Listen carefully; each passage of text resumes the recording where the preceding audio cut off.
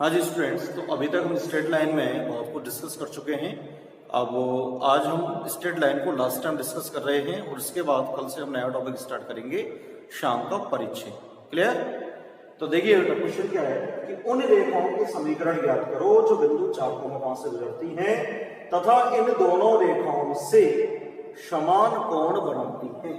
ये हमारा क्वेश्चन है, ठीक है।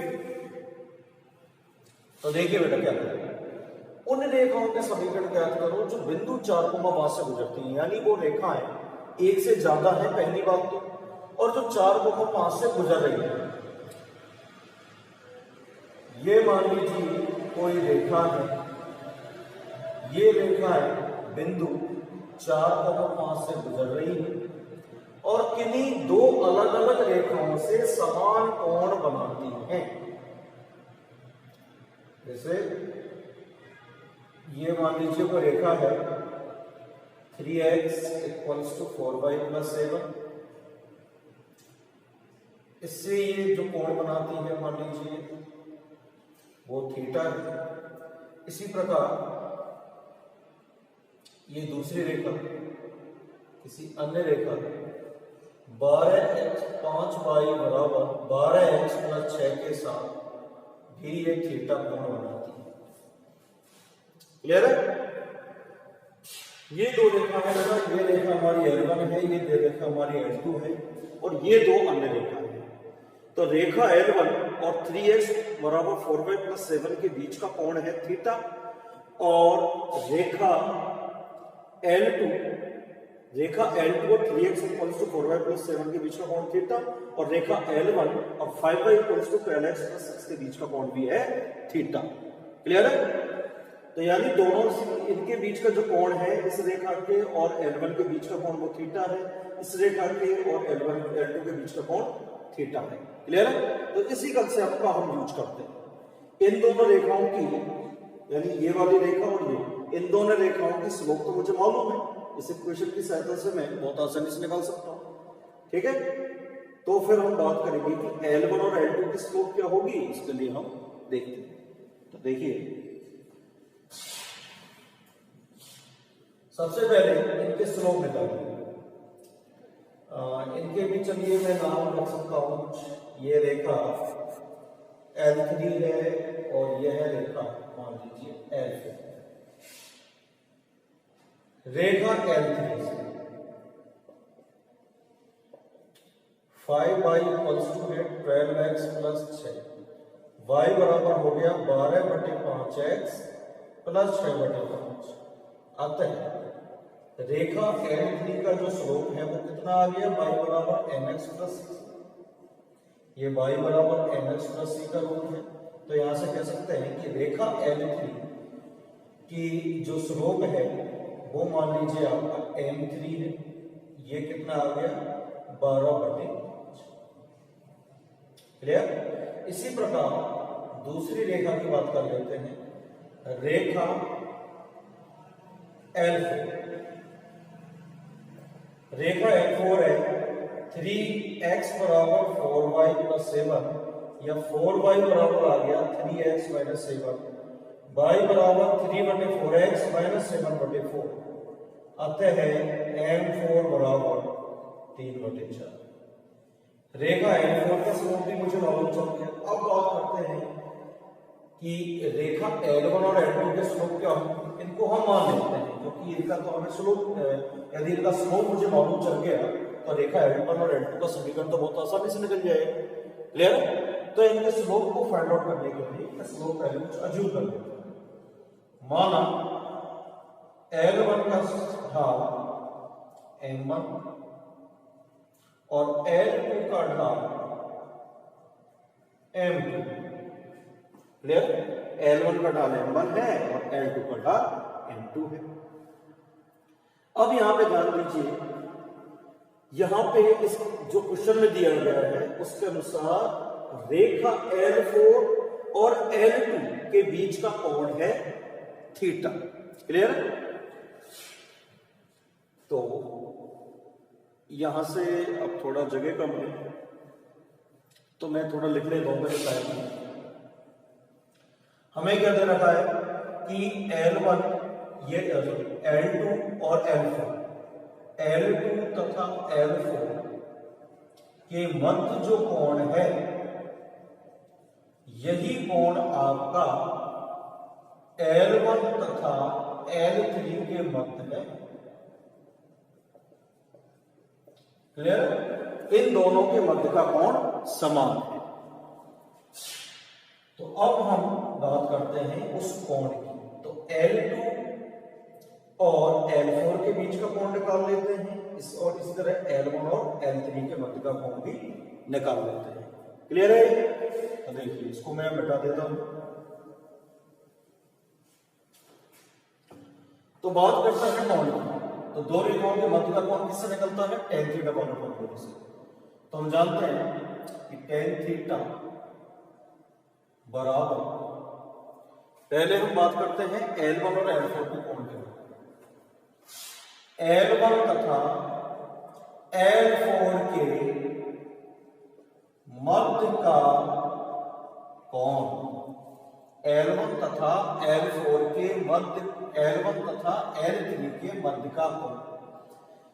तो देखिए बेटा, L1 का ढाल है M1 और L3 का जो ढाल है वो है आपका, कितना है उसका ढाल? वो अभी हमने निकाला था। L1 और L2 का ढाल तो M1 M2 है, L3 का ढाल है M3 जो कि है 12/5, और L4 का ढाल है M4 जो कि है 3/4। तो यहां से मैं डायरेक्टली फॉर्मूला यूज कर लूं, tan थीटा बराबर L1 का ढाल क्या है M1 माइनस L3 का ढाल कितना है M3 बटे M1 minus M2 upon 1 plus M1 गुणा M2 यानी M1 गुणा M3। क्लियर है क्या? इसी प्रकार हम बात करते हैं L2 तथा L4 के मध्य कोण की। तो क्या होगा? वो tan थीटा ही होगा, और ये क्या होगा? L2 का ढाल है M2 और इसका है L4, तो M2 minus M4 upon 1 plus M2 गुणा M4।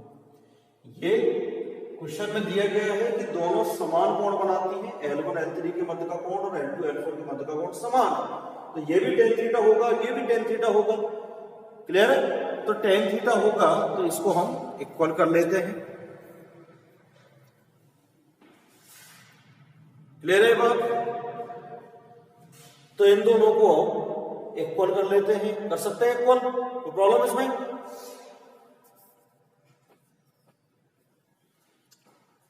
तो देखिए, अतः मैं ये कह सकता हूं कि modulus of M1 minus M3 upon 1 plus M1 गुणा M3 बराबर है इसके M2 माइनस M4 के बटे 1 प्लस M2 गुणा M4 के।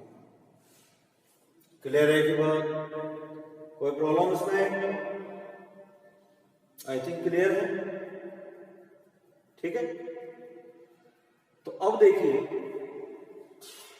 यहां से हमारा एक समीकरण प्राप्त होगा। तो वो कैसे होगा? M1 minus M3 upon 1 plus M1 M3 बराबर M2 minus M4 upon 1 plus M2 M4। दोनों साइड हम यहाँ पे सबसे अच्छा तरीका है वर्ग कर देते हैं और वर्ग करके इसको सॉल्व करते हैं। तो देखिए, वर्ग किया, वर्ग करने पर ऊपर हो गया M1 माइनस M3 मॉडुलस बढ़ जाता है वर्ग करने पर, और नीचे हो गया 1 प्लस M1 गुणा M3 इसका भी वर्ग बराबर M2 माइनस M4 इसका वर्ग बटे 1 प्लस M2 गुणा M4 का वर्ग। कोई प्रॉब्लम? इनको क्रॉस मल्टीप्लाई, पहले होल स्क्वायर को ओपन कर लेते हैं, फिर इसको क्रॉस मल्टीप्लाई करके सॉल्व करेंगे। क्लियर?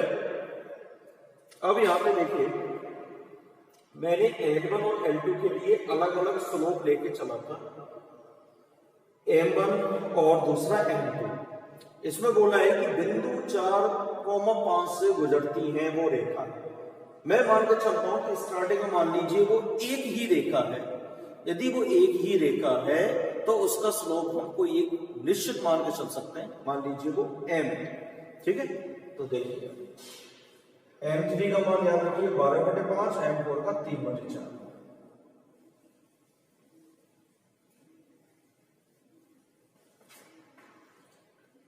इसको सॉल्व किया, मैं मान लेता हूं स्टार्टिंग में, माना m1 बराबर m2 बराबर m, तो ये क्या हो जाएगा, m माइनस m3 का वर्ग अपॉन 1 प्लस m गुणा m3 बराबर m माइनस m4 का वर्ग बटे 1 प्लस m गुणा m4।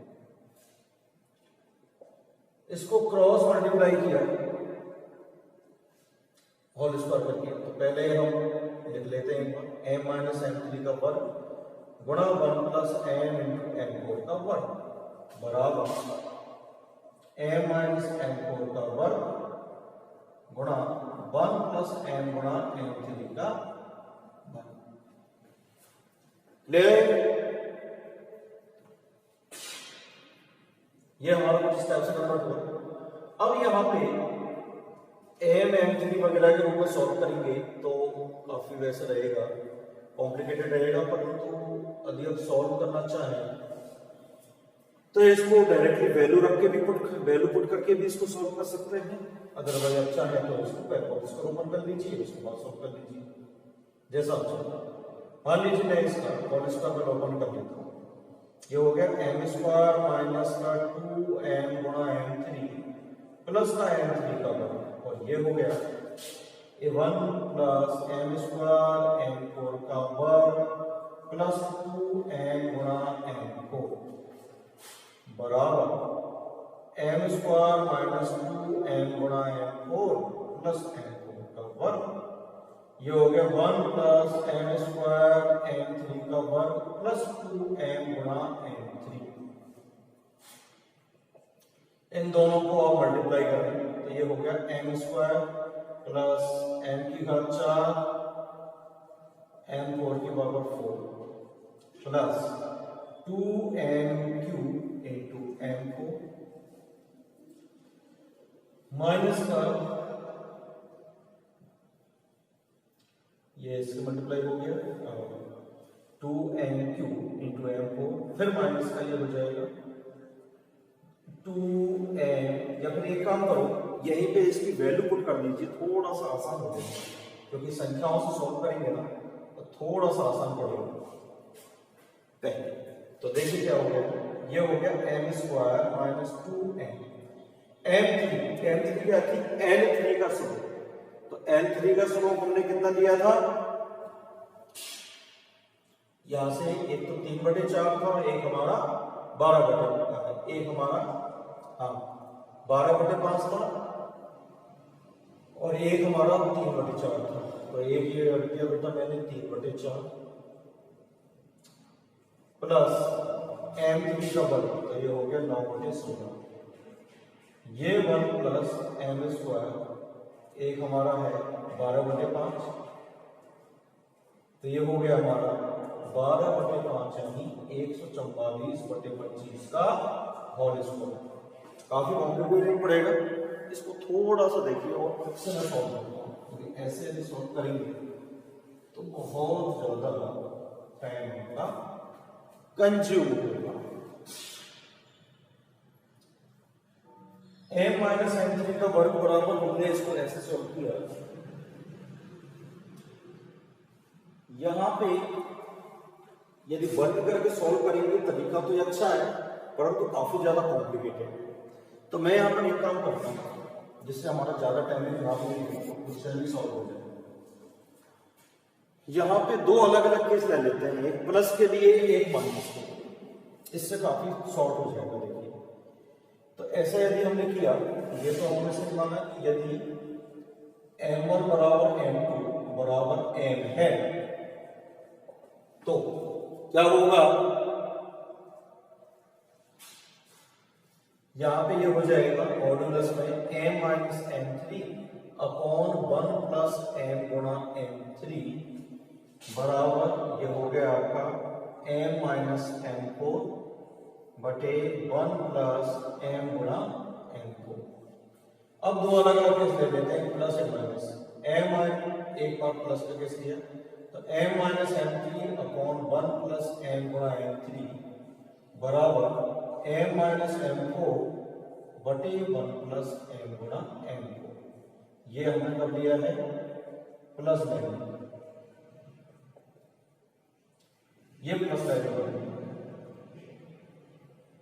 तो सोल्व करेंगे इसको तो क्या आ जाएगा, देखिए m माइनस m3 कितना था, ये हमारा हो गया यहां से 3/4 तो 1 प्लस m गुणा 3/4 बराबर m माइनस m4 कितना था, ये था हमारा 5/12 सॉरी 12/5 तो ये हमारा हो गया 1 प्लस m गुणा 12/5। क्लियर? इसको आपने सॉल्व किया तो सॉल्व करने पर m का कुछ ना कुछ आपको मान प्राप्त होगा और सॉल्व करने पर आपको यहाँ पे 2 मान प्राप्त हुए। सॉल्व करेंगे आप तो करके देखना इसको। तो m के यहाँ से वैल्यू प्राप्त हुई, एक तो प्राप्त होगी 9/7 और दूसरी वैल्यू प्राप्त होगी माइनस के 7। ये यहाँ पे सॉल्व करने पर आपके m के 2 मान प्राप्त होंगे। प्लस का मैंने केस लेके देखा तो भी ये दोनों वैल्यू प्राप्त होंगी, माइनस का केस लेके देखेंगे तो भी यहाँ पर आपको ये दोनों वैल्यू प्राप्त होंगी। क्लियर है? ये वही द्विघात समीकरण बनेगा, द्विघात को जब हम सॉल्व करेंगे तो हमारी वैल्यू ये मिलेगी। कॉम्प्लिकेटेड है, टाइम ज्यादा लगेगा, इसलिए मैं थोड़ा सा इसको स्किप कर रहा हूँ। अब m की वैल्यू आ गई तो अब मैं रेखाओं के समीकरण आसानी से लिख सकता हूं। अब रेखाओं के समीकरण में कोई प्रॉब्लम नहीं है। तो रेखा का समीकरण क्या होगा, अतः 4,5 से गुजरने वाली तथा m बराबर 9/7 तथा माइनस 9/7 m बराबर माइनस 9/7 की रेखा का समीकरण। तो क्या हो जाएगा, y माइनस y1 बराबर m into x minus x1, या तो ये हो या y माइनस y1 बराबर ये 9/7 और दूसरा कितना था आपका माइनस के 7 माइनस के 7/9 into x minus x1। Clear है? सॉल्व करेंगे 7y माइनस 35 बराबर 9x माइनस 36। ये हो जाएगा 9x minus 7y minus 36 plus का 35 बराबर 0 या 9x माइनस 7y माइनस का 1 बराबर 0। एक समीकरण ये। दूसरा होगा 9y minus 45 minus 7x plus का 28। ये हो जाएगा 7x प्लस 9y माइनस का 45 माइनस का 28 बराबर 0।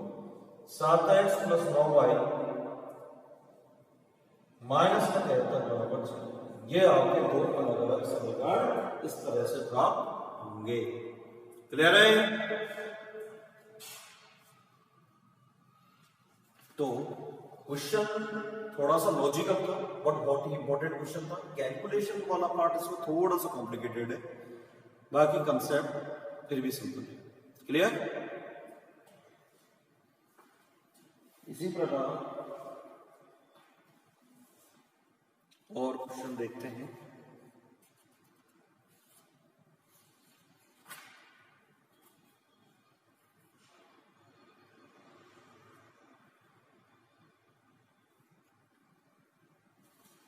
काफी अच्छे लेवल के क्वेश्चन दे रखे हैं, कुछ कुछ तो काफी, कुछ बहुत ही सिंपल क्वेश्चन भी दिए हुए हैं। चलिए नेक्स्ट क्वेश्चन देखते हैं।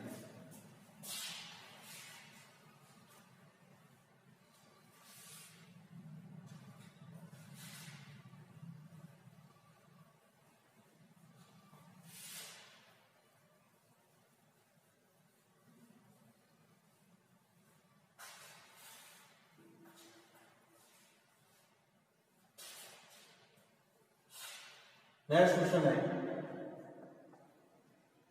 यदि बिंदु A comma zero comma B तथा एक्स कॉमा वाई समरेख हैं तो सिद्ध करो, क्या सिद्ध करें, X upon A plus Y upon B बराबर 1। हल,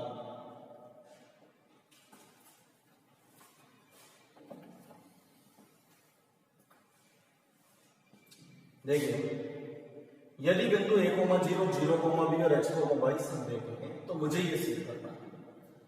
तो यदि ए कोमा जीरो और जीरो कोमा बी की यदि बात करें तो ये दोनों बिंदु कहां पर होंगे,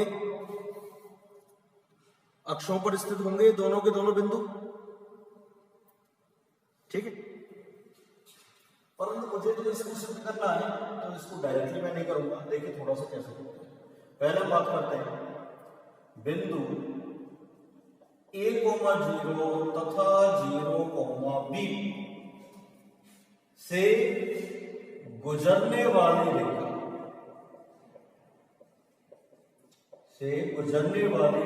का समीकरण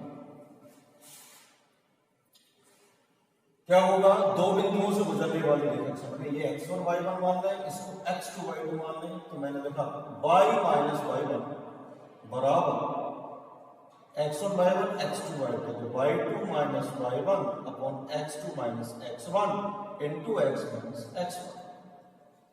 सॉल्व किया, y बराबर v माइनस का b बटे a into x minus a, multiply करें तो ए वाई बराबर माइनस का बी एक्स प्लस का ए बी। इसको हम लिख सकते हैं that is B X plus A Y बराबर ए बी, और इसमें भाग दिया तो बी एक्स बटे A B plus A Y बटे ए बी बराबर 1। सॉल्व करके रखें तो X upon A plus Y upon B बराबर 1। कोई प्रॉब्लम इसमें? तो ये है हमारी उस रेखा का समीकरण है जो a, 0, 0,